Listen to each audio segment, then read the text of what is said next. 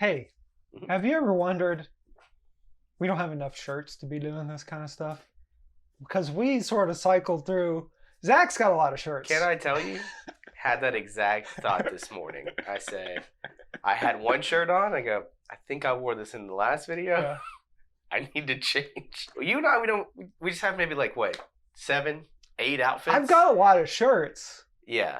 They just don't fit anymore. Yeah, let's go shopping. Let's make a video out of our shopping. Yeah, you know? Why not?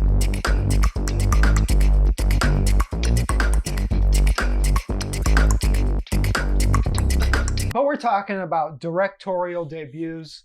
Now, we're not going to talk about the obvious ones, but we are going to talk about it, actually. Okay. Because we're not going to talk about them. So let's mention them really quick. Okay.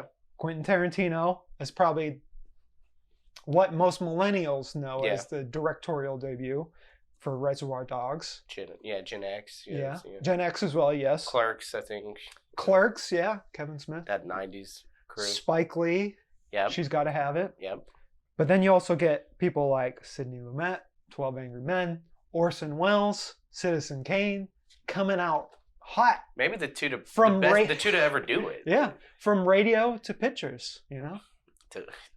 Could you imagine back then? It was like, well, I'm sorry, I can look at something and it talks to me as well. Yeah, wild. It's wild to think that Orson went from, oh, aliens are real and they're happening and scaring the whole world basically, to like, hey, political corruption is real and it's here. Yeah, but then obviously probably the most latest obvious example is Jordan Peele with Get Out, which he was already a known commodity. Yeah. But he did horror, subverted the expectations, especially with what happens in the movie. Yeah, I think that's the kind of, I mean, like you look at Greta, you look at Peele, you look at Ty West, you know, all these people who, they have insane debuts, but yeah, we kind of knew their names. We've picked 5 directors that I think touches on a little bit of what we already talked about. So we're going to start with like an unknown quality.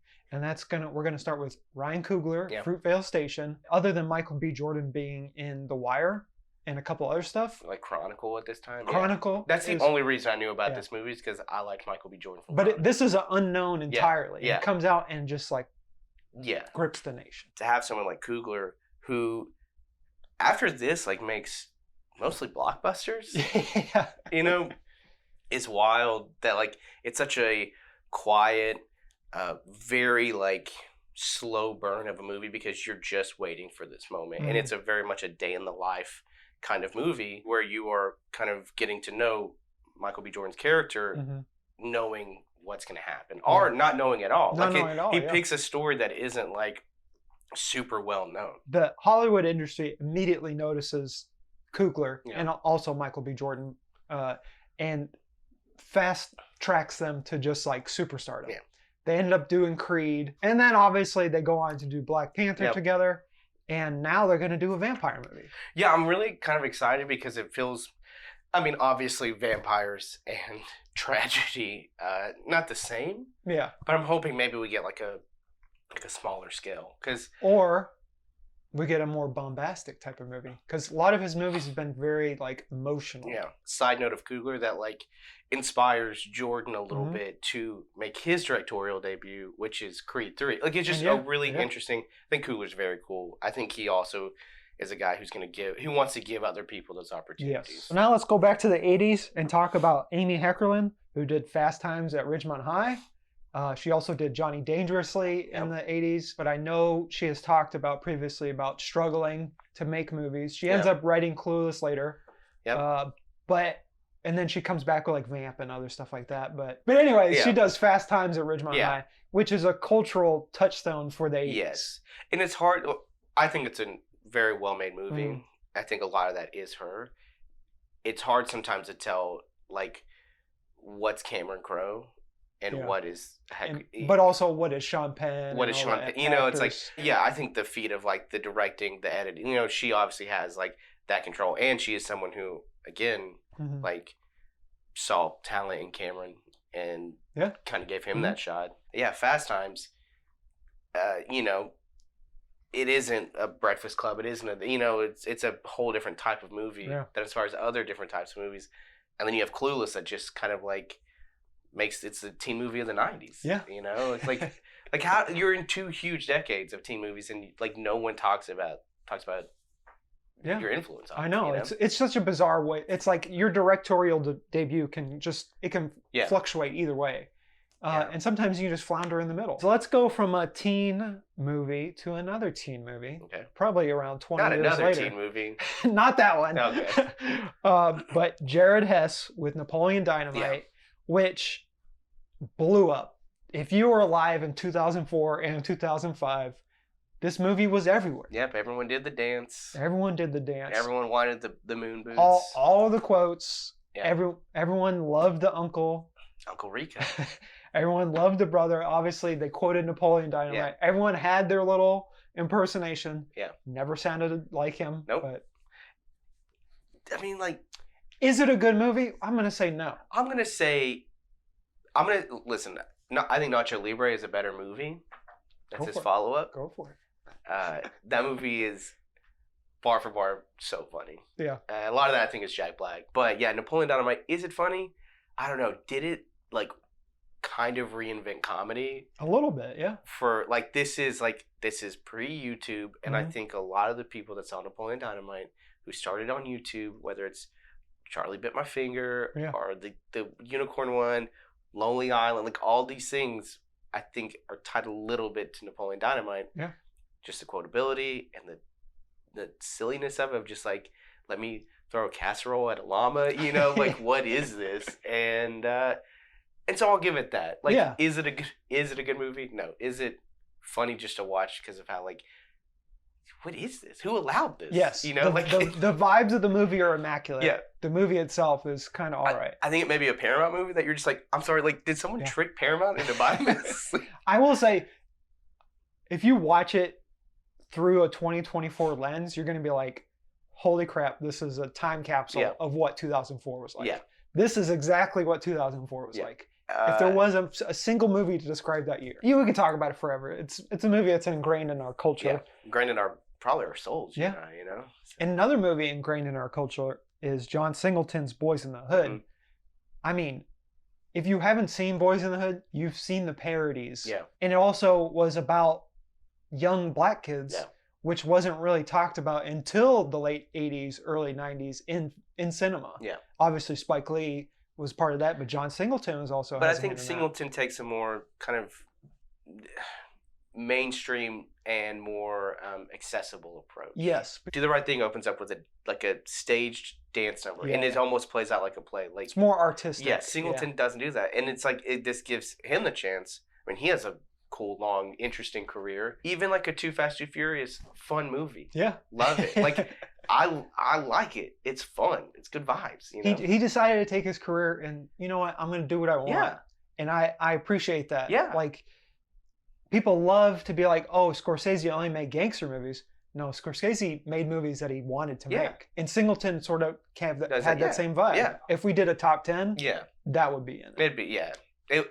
It'd be, just not even like the ones that we obviously we try to avoid, like we said, the mainstream ones. I still think, that one deserves a spot, even in your Nolans and your, I mean, Spielberg has it. Like, that's not even, we count Jaws, we count Duel. I don't know. You know, it's like, so I really do think, there is. Technically, neither of those are his first movies. It's whatever the TV, the Sugarland Express or something. Express, So you just, I think Singleton definitely has a shot at like being in the top. Yeah. Could even be top 5 if we wanted to. Probably. And then finally, we're going to talk about the movie so nice they named it twice. Shane Black's Kiss Kiss Bang Bang. Yeah. We talked about it a few times on this channel, but this is probably one of the most known examples of an already known property, and it took him forever to finally be like, oh, I want to direct this one. Yeah, Shane Black had been around since the 80s. Yeah. He wrote some of Predator. He's in Predator. He ends up being like one of the one of the highest paid screenwriters or screen doctors or whatever you want to call them. Oh yeah, and lots of punch-ups. A lot of punch-ups. And I mean, he's responsible for Lethal Weapon. You know, it's like that. Like this guy who's just been around, all of a sudden, who has again reinvented, like helped be a part of we're reinventing the action genre. Yeah, like multiple times. Is like in 2004, 2003, 2004. It's like 2005. 2005, yeah. I'm gonna make my own movie. It's crazy that it took that long to do it. I don't know. We don't know the behind the scenes, and then he ends up making Nice Guys afterwards, and Iron Man 3. Iron Man 3 and The Predator. We don't have to talk about The Predator. But anyways, yeah, Kiss Kiss Bang Bang is like, it's just two of the greatest actors of our time. Yeah. Val Kilmer, Robert Downey Jr. Just cutting it up, having fun. Yeah.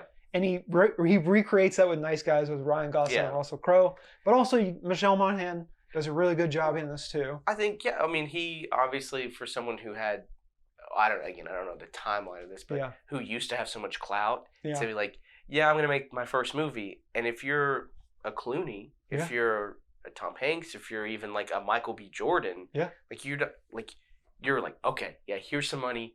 Who do you want in it? Who are the stars? And like for him to be like, he doesn't get any of that. Get it. Like that it is legit. Like no one knows who Michelle Monaghan is.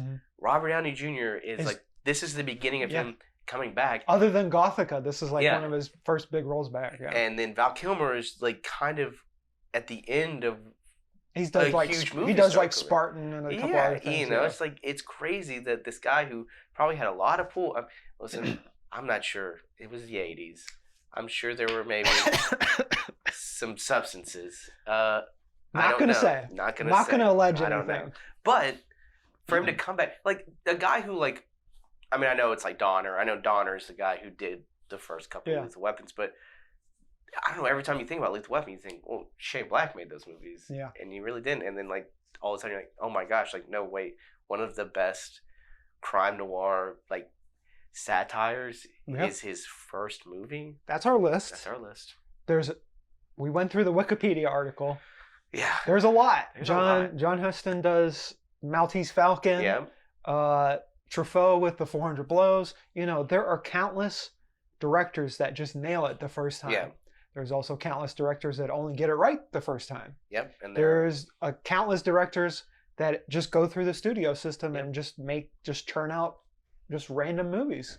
Yep. Especially in the early 20s and stuff, Chaplin and even Keaton and everybody. I mean, you think about, there are people who have like awful first movies. Yeah. Because they knew they just had to get the foot in the door. Yeah. They just had to your Finchers, your Camerons, you know, Some would argue Nolan's first movie is him sort of doing his thing, but also he's just trying to get the experience as well. So same with Aronofsky and Pi. It's like, it may not be his best. A lot of people may argue it's his best, but he's also just trying to do his thing to get noticed.